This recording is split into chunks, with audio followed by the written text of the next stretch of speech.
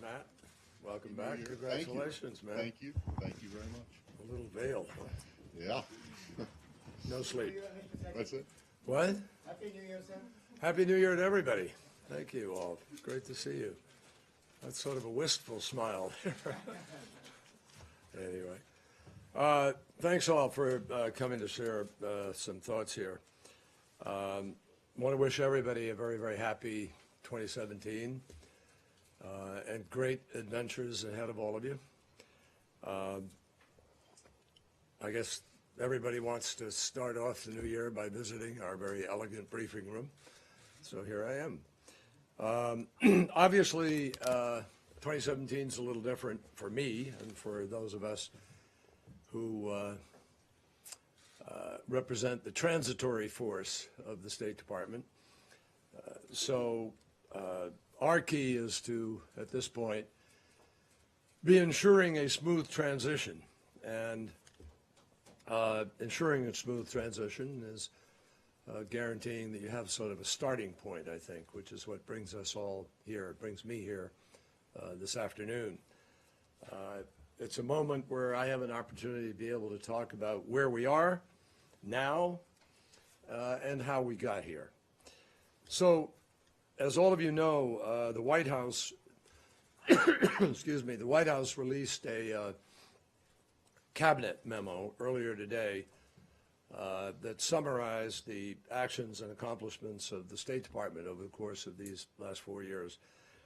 And as the memo makes clear, the United States has been more deeply engaged in more places to greater effect than at any time in American history. And while the full list is too expansive to review in detail here, I do want to just highlight a few key areas if I can. First of all, the State Department's core responsibilities are to protect the American people at home and to abroad, and also to advance our interests and our values. That is what we do every single day, and nowhere, I think, has that been more pronounced than in our campaign to take on and defeat the terrorist group known as Daesh, or in some quarters, ISIL. At President Obama's direction, we here worked overtime to assemble a 68-nation coalition that has come together from across the globe to oppose a genocidal enemy waging war on civilization itself. Now remember, just 2 years ago, these thugs were rampaging across the Middle East. I think everybody here can remember the images of convoys of Toyotas waving black flags and triumphantly parading through the desert and through community after community as they threatened the entire stability of the region. And we can all recall, some of us perhaps much more vividly than we might like to remember because of intelligence briefings, the videos, the horrific videos of people being beheaded, burned alive, and the panicky predictions that Daesh was about to redraw the entire map of the Middle East. I ask you just to go back to those months and review a few days of the discussions to get back in touch with the fear and the impending sense of doom that a lot of people felt. The President of the United States made an immediate decision then to deploy American air power and to guarantee the safety of Baghdad, indeed the security of Iraq and the region itself. And together with our coalition members and friends, we did not let the worst happen. We turned it around. Our strategy has been to rehabilitate Iraq's military, to kill Daesh's leaders, to demolish their revenue sources, to curb their recruitment, to rebut their poisonous ideas, and to support our local partners as they liberate the towns and the communities that Daesh once occupied. I'm proud to tell you that that plan has in fact been working. Today, Kobani is free. Tikrit is free. Fallujah is free. Ramadi is free. And in time, Mosul, where there's about a 60% liberation of the eastern side of the community, is inexorably going to be free. And then Raqqa. And before long, Daesh's phony caliphate is going to have been turned to dust. Now, that doesn't mean that the whole threat of Daesh is gone all of a sudden. No, it isn't. Daesh obviously continues to adapt in certain ways to these changing circumstances. And so the threat adapts with it. And they will most likely try to establish new footholds or to instigate and to inspire isolated attacks. We have seen some of that, obviously, through social media. But the bottom line remains that we have made enormous gains over the course of these 2 years. And we have done it without betraying our democratic ideals, without betraying our democratic values, or changing our way of life. So we are on the right path, both diplomatically and militarily, and we need to stay on that course.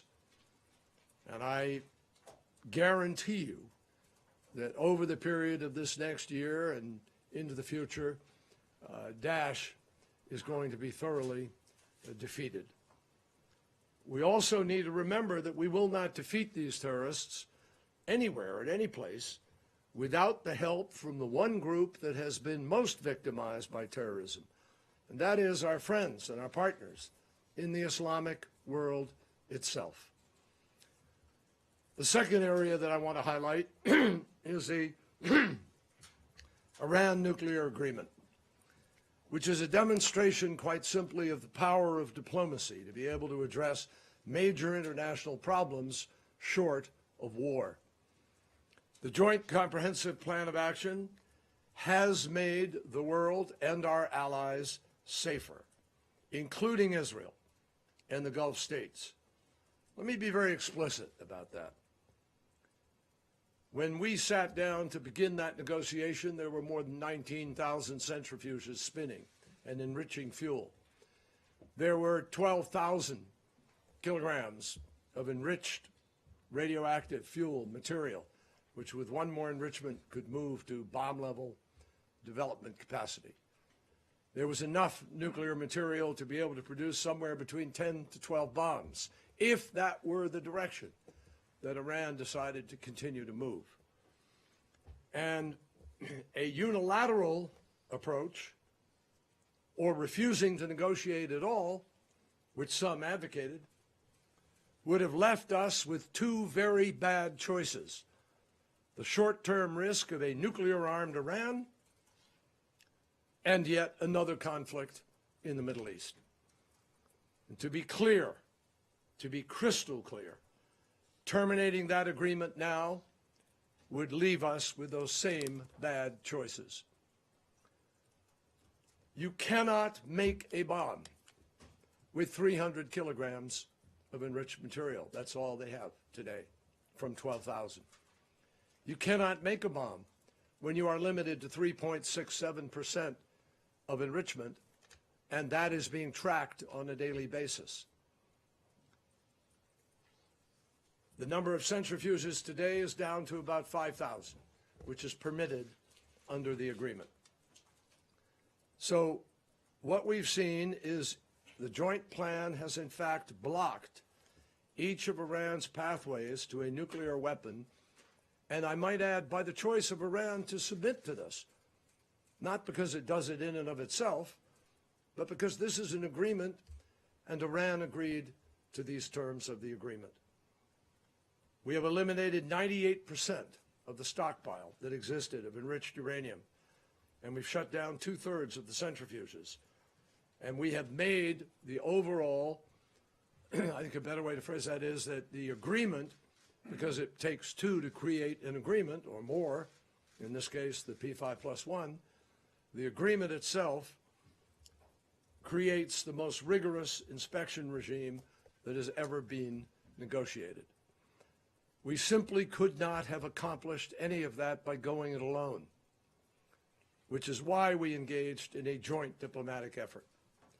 And the result is that we now have the world on our side, the world supporting this agreement and supporting the fact that a potential nuclear weapon has been eliminated in a particularly volatile region of the world. The result is that if we maintain our leverage and meet our obligations, then we will be able to ensure that Iran has a reason to and a requirement to do the same. Now, our diplomacy has already also made a major difference on global issues, including climate change. The science is absolutely irrefutable that the growth in greenhouse gas emissions is a dire threat to which we have to respond. And in 2016, we did respond. I think it's safe to say that in terms of environmental diplomacy, the past year may have been the most productive in history. Our initiative to reach out to China changed the trajectory of possibilities after the disappointment of Copenhagen, where China had been on the other side. But because we reached out and we engaged proactively in diplomacy, and we were able to reach agreement with China, our president, President Obama, and President Xi were able to stand up together in Beijing and together announce the unity of the two largest emitters in the world, emitters of gases, to come together to try to forge an agreement in Paris. And that initiative allowed us to reach the Paris Agreement, which then entered into force far more effectively and quickly than anybody in the world could have predicted.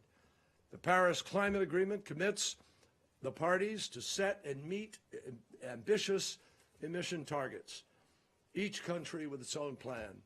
I meant to bring it down, and I didn't bring it with me from my office upstairs. I have a number of vials of air in my office, small little vials, glass vials. They come from the South Pole. When I was in Antarctica, I was given these vials. We were snowed out and our ability to get there, but they gave me this vial which has on it a tracing of the rise of carbon dioxide. And on the vial it says the cleanest air in the world. And that air that is the cleanest air in the world is 401.6 parts per million filled with carbon dioxide. That is more than 50 parts per million above what scientists tell us is the tipping point with respect to the potential damage to the Earth's climate. And that's the cleanest air on Earth. So the challenge comes home in scientific terms, again and again, in ways that are just indescribable. And we now have, because of Paris, more than 186 nations joined together, each with their own plan to reduce emissions and try to preserve this planet of ours. But in addition to that, we worked together with other countries to bring the aviation industry together to the table. The aviation industry was not part of the Paris Agreement. But when you add the aviation industry to all together, you have what would be the equivalent of the 12th largest country emissions in the world. But we reached an agreement whereby the aviation industry will also contribute to the reduction of greenhouse gases. And then in Kigali, we managed to approve an amendment to phase down the use of heat-trapping hydrofluorocarbons, HFCs as they're called, which are used in refrigerants. And by phasing them down, this may be the single most effective one step we could take to try to reduce the rise in temperature. And the scientists tell us that that step alone could reduce the rise of temperature by 1/2 degree centigrade by itself. And finally, we designated the planet's largest marine protected area, the Ross Sea, in the Antarctic Ocean, and will preserve it for the future in terms of science and research and in terms of fishing exploitation. So the bottom line is that we have sent a powerful message to governments, to the private sector, to citizens everywhere, that we are entering a new era in which reliance on fossil fuels is reduced while greener and cleaner energy carries us forward. And make no mistake, we do not believe that we can shift into reverse or even stop in this endeavor. This is a race against time, a race against what is unraveling in terms of forces of ecosystem and Mother Nature that not everybody completely comprehends in terms of how fast or what may happen, but absolutely comprehends that it presents catastrophic risk to human beings. If we're going to keep faith with future generations, it is imperative for us to keep moving ahead. We also have progress to report in our own region. Our opening to Cuba after 54 years has strengthened our position throughout the hemisphere, and it's given fresh hope to an embattled population just 90 miles from our shores. We also helped Colombia and end the world's longest-running civil conflict. We appointed a special envoy, Bernie Aronson, who worked day to day on that, and our team worked on it. I met with FARC. We met with President Santos, with the Colombians. We encouraged this process, and together with Norway, we are co-chairing the demining initiative, which will make a profound impact when it is complete to the lives of people in Colombia.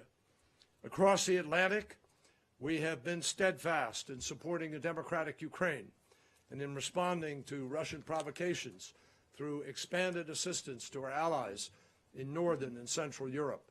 We have quadrupled to about $3.4 billion the amount of money that we are putting into helping our friends on the front lines be able to adequately build up their defenses and to guarantee their security.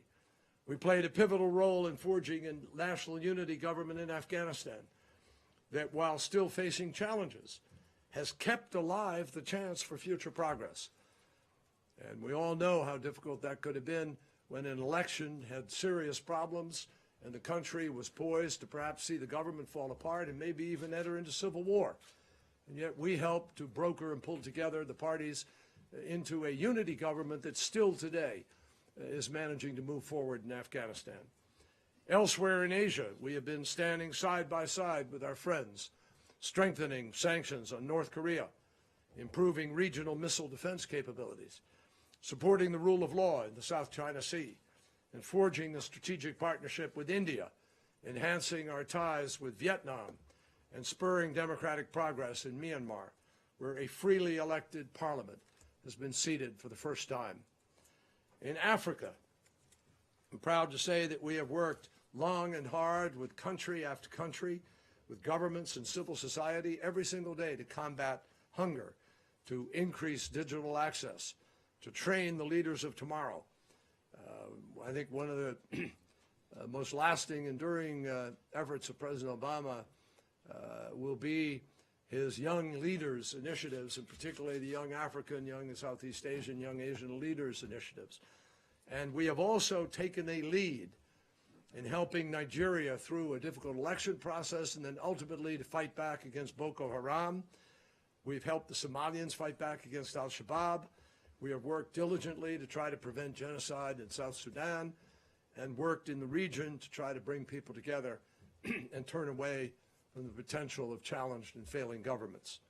We have particularly helped push back against any number of violent extremist groups, including our efforts most recently to liberate Sirte in Libya from the clutches of Daesh. We also joined with partners, and I think this is one of the most not fully understood, but nevertheless important accomplishments of these last years, and that is rescuing the world, in a way, from the threat of Ebola. We stopped Ebola in its tracks, but it wasn't easy because nobody knew completely what we didn't know, even. And the president made the daring choice of sending some 3,000 or so American troops there to build capacity so we could deliver health care, working with the French, who took on major responsibility, and the British, who took on major responsibility, and together with partners all around the world, we were able to save the lives of hundreds of thousands of people whom it was predicted would die by Christmas of 2 years ago. The predictions, as you recall, were perhaps 1 million people would die by Christmas. And through PEPFAR and the Global Fund, we've brought our world to the threshold of the first born free from AIDS generation in 30 years. Now, obviously, we haven't solved every problem. No, we haven't. The Israeli-Palestinian conflict continues, but we are absolutely right to support a two-state solution and to warn about the danger of actions on any side that could obstruct that possibility. We're also right to insist that a diplomatic path is the only way out of the disastrous situation in Syria, one of the most intractable and complex conflicts in modern history and the worst humanitarian catastrophe since World War II. Despite our best efforts to mobilize a unified response from the international community and to ease tensions and reduce violence and save lives, obviously the war has continued at considerable human cost. After more than 5 years of tragedy, this much remains clear. It is only through a political solution that ultimately the country can be unified, the country can be rebuilt, and the violence can actually be stopped. It is only through a political solution that actual peace can finally come to Syria. Now, the military strategies that are pursued by the regime and its backers in Moscow and Tehran, if that's all there is, will only lengthen the war, generate more extremists, and further inflame sectarian fighting. That's why the United States continues to support diplomatic efforts to achieve an effective cessation of hostilities and a transition to a government capable of uniting the Syrian people. And we're not competing with, we back the efforts of Russia and Turkey and Iran to talk. I've been in conversation with Minister Lavrov, with Minister Cavusoglu and others even in the last days, encouraging this process and talking about how we would build conceivably on what happens in Astana, if it can happen, in order to get to Geneva and get to the real negotiations that the international community supports. Finally, I just want to emphasize how much of this department's work takes place out of the spotlight. There are an amazing number of unsung heroes in this building and around the world in all of our outposts and our missions. And that includes people who work for us from another country, but who join in and become part of the family and part of the team in some embassy, in some outpost, in some mission, in some consulate, somewhere in the world. Every day at more than 240 posts that represent our nation, our personnel are sitting down with foreign counterparts in order to share outlooks and deal with different problems, to help American businesses, help students, help travelers, advocate on behalf of democratic values, human rights, including the freedom of the press, and contributing in ways large and small to the global goals of stability and prosperity and peace. And overall, I think when you consider the scale of the challenges that we faced, the speed with which we have had to act, the multiple simultaneous crises that we faced, the limits imposed on our resources, I think when you measure all of this, Americans can take enormous pride in what our diplomats and our leaders have been able to accomplish in order to advance the interests of our nation and keep our country safe. Now, we will turn over to our successors a country whose international standing is much improved from 2009, when President Obama took office 8 years ago. And no one should forget the incredible fragility of the global economic crisis as a consequence of the late 2008, early 2009 economic disaster that we faced on a global basis. Economically, we have moved from the depths of crisis to robust levels of exports, the longest sustained period of private sector job growth in United States history. Our overseas alliances in Europe and Asia are vigorous and strong. We have strengthened what we do in Asia, strengthened the relationship between Korea and Japan, strengthened our relationship trilaterally with Korea, and Japan. Worked effectively with China to try to define a new model of how important powers need to work in the world. Our overseas alliances in Europe and Asia are both vigorous and strong today. We have, as I described earlier, strengthened our alliance with NATO, strengthened our alliance with the frontline states. Our level of security support to a democratic Israel is unprecedented. Across the globe, we have helped to ensure that a child entering the world today is more likely to be born healthy, more likely to receive the necessary vaccinations, more likely to be educated, more likely to live a long life than any previous generation. And that is just as true for women and girls as it is for men and boys. Now, obviously, there are many people yet to reach. We all understand that. I just left a meeting with the Senate Foreign Relations Committee, a luncheon today, in which I talked with my colleagues on both sides of the aisle about the great challenge that we need to make sure we are properly funding in order to be able to meet the expectations of the United States of America as a force for good and a force for stability and a force for peace in the world. Now, I know you know me well. I could probably go on a little longer on one or two aspects of this, but I want to save some time for your questions and have a chance to have a little give and take here.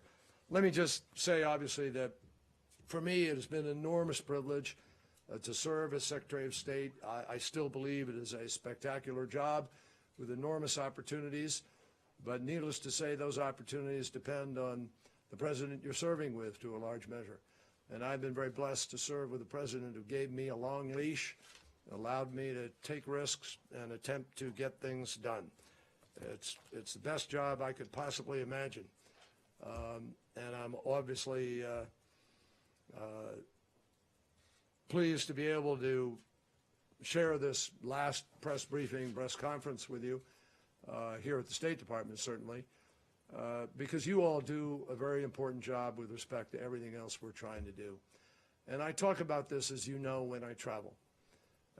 We are blessed. We have a press, obviously, that's inquisitive and open and free, that asks tough questions.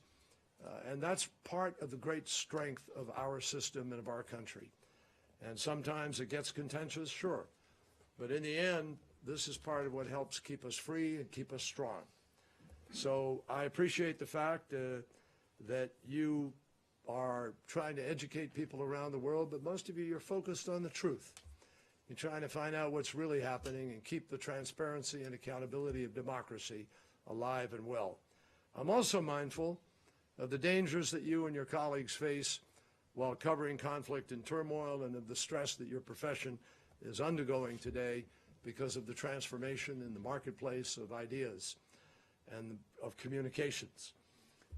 I also understand it in more fundamental terms, having worked very hard to get Jason Rezaian home and facing, as we do, challenges with respect to other reporters in other parts of the world. The demands on you are great. I salute the way in which you meet them with skill, with tenacity, and many, many long hours and pretty uncomfortable seats in the back of the airplane. And I trust that you will continue to do what you do today with the same good spirit and good intention.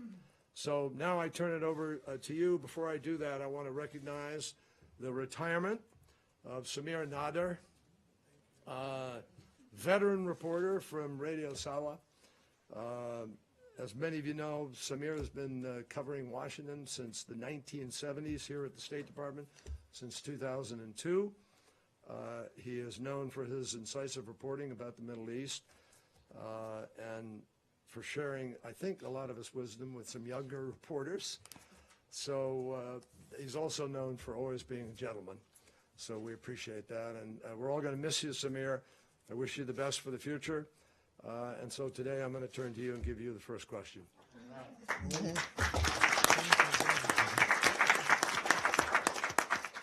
Better be nice, too. Thank you. That's wonderful. Thank you so much, Mr. Secretary, for your kindness and for your service. And we are both leaving at the same time. My question is about Syria. Question is it the right time? That'll be answered down the road. My question is about Syria. You said you are not competing with the Russians in the current phase, but did your coordination with the Russians reach a dead end about Syria? And what advice will you give the coming Secretary of State about what should be done in the next phase in Syria? Well, I think that I'm going to reserve the advice to give it to my predecessor personally. I'm going to be meeting with him somewhere in the next days, hopefully. And I owe it to him to give whatever advice I give on a personal level and not through the media. I'm sure you respect that. With respect to the process in Syria, I think that the difficulty became what one party was willing to do or capable of doing with respect to Nusra and separating Nusra and being able to actually create a capacity for cooperation. As you know, we had some questions about cooperation on our side, and you know, I think it was difficult.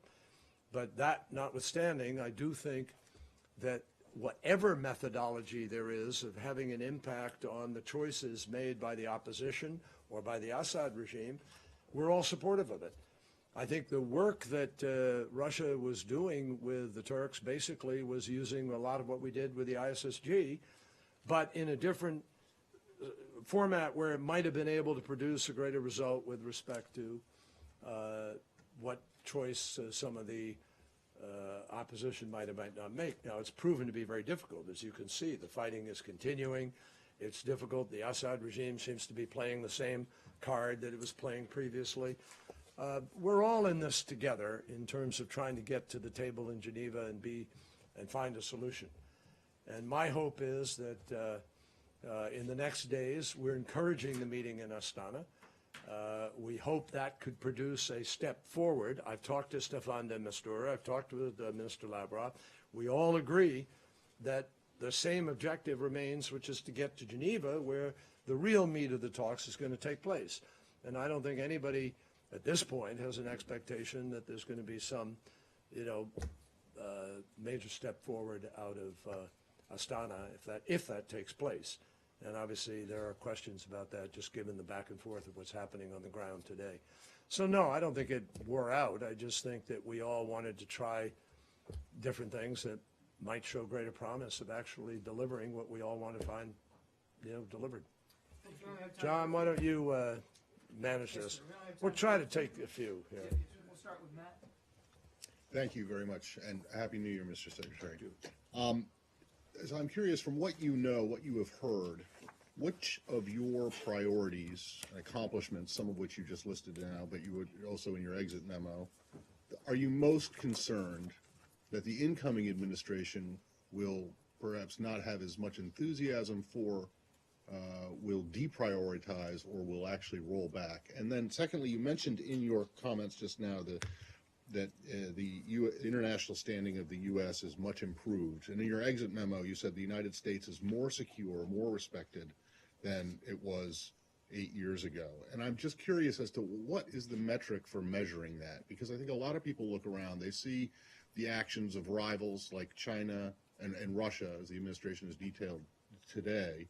They see threats from foes like North Korea on ICBM launches, and they see real outrage and anger and sometimes hostility from friends like Israel and the Philippines. So I think, can you explain how it is that you see that? Sure. Well, I think I did explain it. You can't achieve what we've achieved, a P5+1 agreement, the Paris Agreement, all the other things, without mutual respect, without working together in an effective way to try to make that happen. And I know that in my relationships, when I meet with, I mean, look at what we've done with the GCC, bringing the GCC to the table and effectively focusing on a regional security arrangement for the GCC. occasionally you hear a complaint about one policy or another, and I understand that. I think the press actually overblows that. I think the reality is that compared to where we were, remember, folks, you had an economic implosion in 2008, and we had Iraq hanging around us in a very serious way. And we were not pressing for climate change or any of these other issues. So I think if you measure against where we were at the end of 2008 to where we are today, there is a significant amount of respect for what we have achieved and what we've done. Does that mean everybody is simultaneously, universally happy with everything that we're doing? The answer is no. Obviously not. But we've stood up for what we stood up for in the South China Sea with the freedom of navigation and the respect for sovereignty. And even as we did that, we simultaneously worked with China to get the toughest resolution ever passed with respect to North Korea, and simultaneously managed to work out a cyber agreement with China in order to try to create some norms and rules of the road. So I just think you have to look at what the accomplishment factor is in these countries, and you will measure it. And if you listen to people in the world, not some country that has a gripe about one particular issue or another, but people in the world, they look to the United States for the leadership that we have provided. And I think that's the real measurement. On the incoming administration and what you're I'm not concerned going to, about? you know, I think everybody here knows that nobody can predict what choices this administration is going to make. I don't know. I don't think you know. I think the question a lot of people ask is, do they know? And we're going to have to wait and see what choices they make. And I'm not going to start pre-rebutting or speculating or dealing with hypotheticals. It just doesn't take us anywhere. I believe that there's some solid thinkers and patriots who are going to come to the table, who care about America, and they're going to put their ideas on the table. And hopefully we have the normal, healthy debate that the United States has the ability to have. But hopefully we also find the common ground and the common interest. We have got to move away from some of the partisanship, and I think this election was a lot about people's disappointment. I'm venturing beyond my portfolio a little bit here, but I just think it was a lot about people's disappointment with governance writ large. And I think it's important for everybody in government to analyze that pretty carefully. Mr. Secretary, Happy New Year.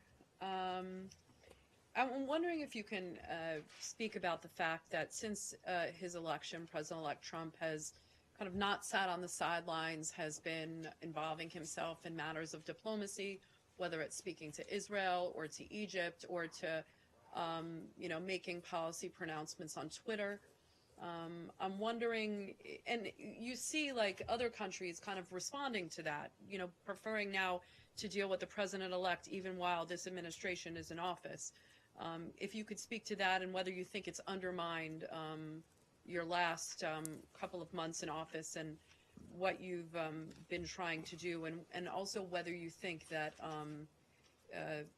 making these policy statements on Twitter is the new way of world leaders communicating. Thank you. Well, I'm not going to. I don't see a lot of them communicating by Twitter, but I'm just not going to enter into that debate. I have 2 more weeks here. I still have a couple of trips which are important and conversations I intend to be having on behalf of our country, things we still want to get done. And so I'm going to adhere to the rule that I've adhered to for these 4 years and just stay out of commenting on what is effectively still politics. And I assure you that after January 20th, I will have plenty of opportunity to speak out if I see fit, and I'll do it at the appropriate time. Thank you. Mr. Secretary, Senator McCain said today that Russia's hacking and attempts to interfere with the election were an act of war. In that regard, how much is the criticism by the president-elect of the intelligence agencies hurting us in our ability to respond in real time? Because this is not hypothetical. It's happening now. It's hurting morale, according to a lot of people who talk to us. what is your assessment of that? And whether there is legitimate criticism of our ineffectual response to cyber attacks, including against this building, which has been today pretty much universally accepted by people in both parties and by the Including against what? against this building Oh, against this building, yeah. in 2015, and whether there is a problem in our slow response to building up our cyber defenses. Well, no, I think we've been building up our cyber defenses at a very, very rapid rate, let me tell you. Outgunned, according to the spy chiefs today Yeah. testifying. I think we are building up at a very rapid pace. We also have to build up in the context of budget allocations and so forth. But I think, you know, in this building, for instance, the minute we discovered, after I'd come in and we discovered a vulnerability, we shut down the whole system. We immediately moved into a very rapid transformation, and we have not been, to our knowledge, visibly threatened or penetrated since then. We're always threatened, but we haven't been penetrated, to the best of my knowledge, and that's my knowledge. I would simply say to you, Andrea, that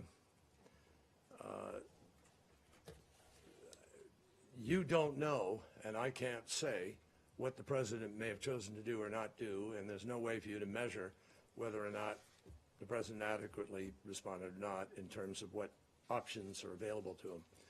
I can tell you this, that both the president and I personally raised this issue with the Russians. And right now, as far as I'd like to go, is simply to say that we could not do the work that we do as effectively as we've been able to do it, all the things that I just described to you, without the extraordinary contributions and input of people who put their lives on the line, in many cases, not all, but everybody who is a dedicated patriot who is working 24/7 in order to protect our country in the intelligence community of the United States. And I have nothing but respect and appreciation for the vital work that they do. They do not draw political conclusions. They put perceptions and facts and intelligence in front of you, and it's up to us to ask them the questions based on what they put in front of us. It's up to leaders to be critical about it and to pursue whatever observation or assessment, as they call it, is made by them. But I will tell you this, I don't think the president or this building could do the quality of job that we do without the input of the intelligence community, not all of which we accept every day on face value, believe me. So the combined expertise of all of that community, probed and reprobed and probed, has come to a common assessment that the government of Russia engaged in a concerted effort to influence and interfere with the integrity of our electoral process. Now, that's the conclusion. And I think that you can call it what you want. Senator McCain calls it what it is. It obviously is a very serious event. And I think the president has responded to it accordingly. And how damaging is it that they're being criticized by the president-elect? That's not hypothetical. Well, again, That's not a it's future not a sense. hypothetical, but I'm not going to get into making judgment. I just let my statement stand that I have the utmost respect in their credibility and in their day-to-day work. I think they are deserving of an enormous debt of gratitude by everybody in the United States of America.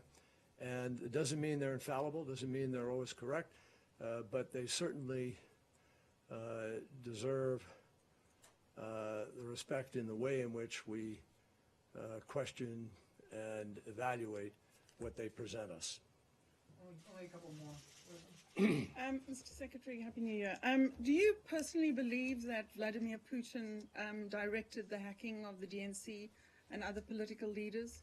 And also, number two, why did it take the U.S. government it had this a lot of this information in the summer until now to act and come forward with Well, something. I'm not going to get into what I personally or don't personally believe. I accept the judgment of the intelligence community that this went to the highest level. But what I want to emphasize here is, let's go back to late summer. You're August, you're September. You're 2.5 months from a presidential election, which the world is watching.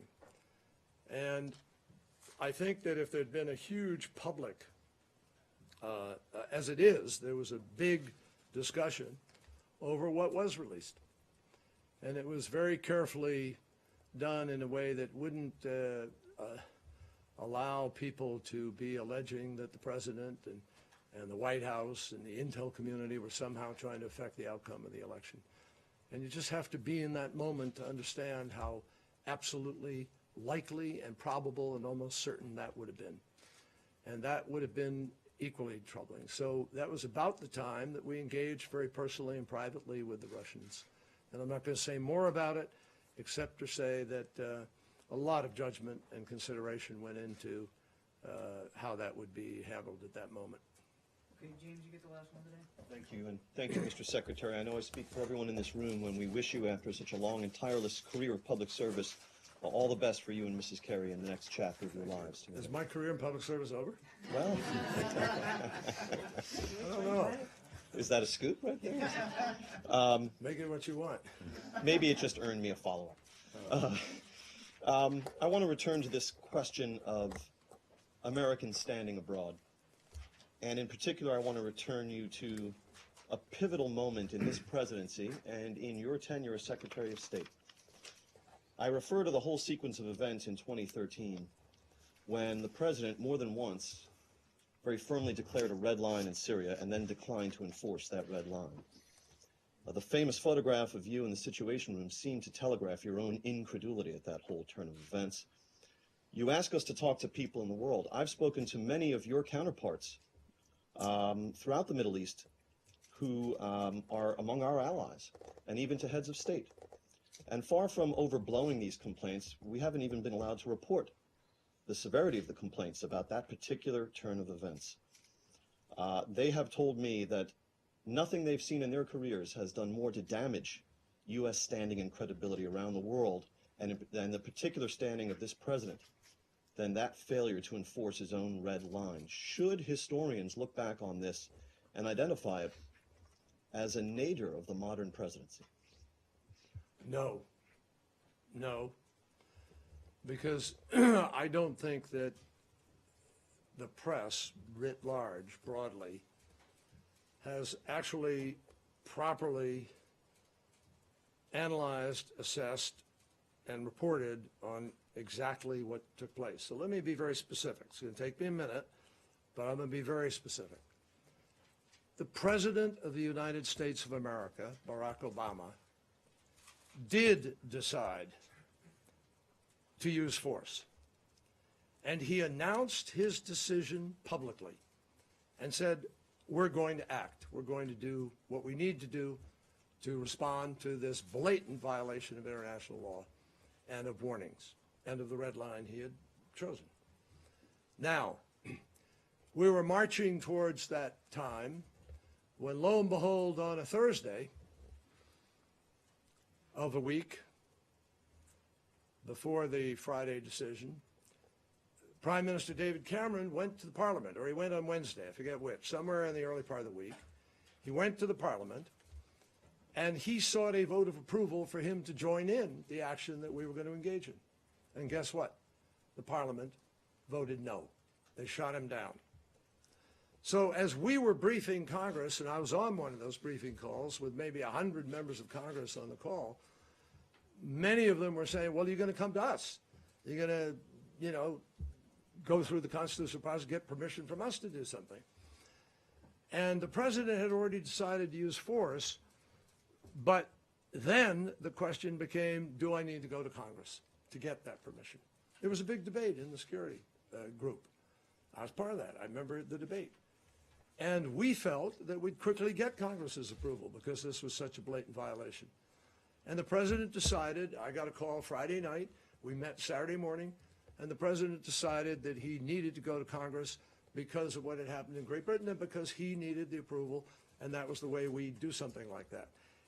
It wasn't forthcoming very rapidly, number one, but number two, in the interview, the president never said, I don't want to bomb. He never said, I'm not going to. He went to Congress to get permission to. And in the meantime, at a press conference in London, you may have been there, I was asked the question, is there anything that Assad could do in order to avoid being bombed? And I said, yes. He could agree to get rid of his weapons. And within an hour and a half, I had a phone call from Sergei Lavrov of Russia suggesting that was a really good idea. Why don't we work on whether or not we could do that? And President Obama and President Putin had actually talked about it a few weeks earlier in St. Petersburg, and I'd already talked to Lavrov. I'd actually talked to Prime Minister Netanyahu about it. I thought it was a good idea. And so, all of a sudden, Lavrov and I were thrown together by our presidents in an effort to try to achieve that, and guess what? We did achieve it. Before Congress voted, the president never said, I won't drop a bomb. What happened was people interpreted it. The perception was that he was trying to find a different road. And I will acknowledge to you, absolutely, I heard it all over the place.